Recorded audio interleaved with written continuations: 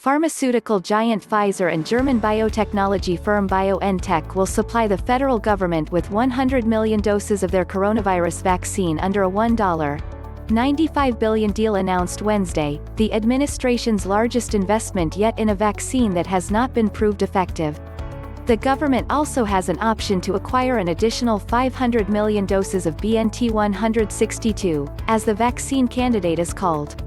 It still must secure regulatory approval or authorization that Pfizer projects it may seek as early as October.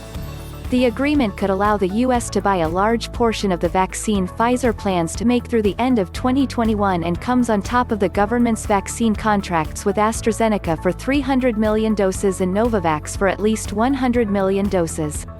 All of this runs a very high risk of excluding people in the developing world, said Peter Lurie, president of the Center for Science in the Public Interest. Basically, certain rich countries are snapping up the candidate vaccines. It may leave people, who by then are at higher risk, with no protection. The EU government is effectively paying an implied price of $19.50 per dose for the vaccine under the agreement, although the companies said Americans would receive the shots free.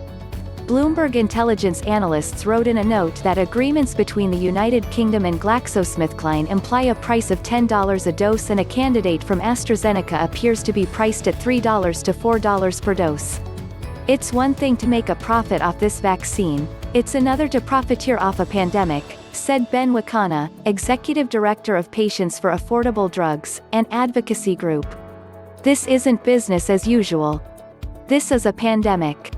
During a congressional hearing Tuesday, executives from several major pharmaceutical companies would not commit to providing the vaccines at no profit indefinitely, but several companies did say they would price them at a not-for-profit basis during the pandemic. We recognize these are extraordinary times, and our pricing will reflect that during the time of the pandemic. We'll price our potential vaccine consistent with the urgent global health emergency that we're facing, John Young, chief business officer of Pfizer, testified. The United States has confirmed roughly 3.9 million cases of the novel coronavirus and attributed 140,000 deaths to the disease. Deaths have soared since July 7, after states began reopening to the public, and infections have accelerated in several states, including Texas, Florida and California.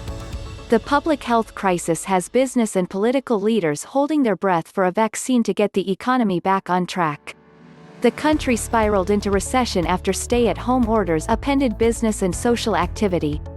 As of last week, 32 million Americans have filed for unemployment, with weekly jobless claims tracking almost double the worst weeks of previous economic crises.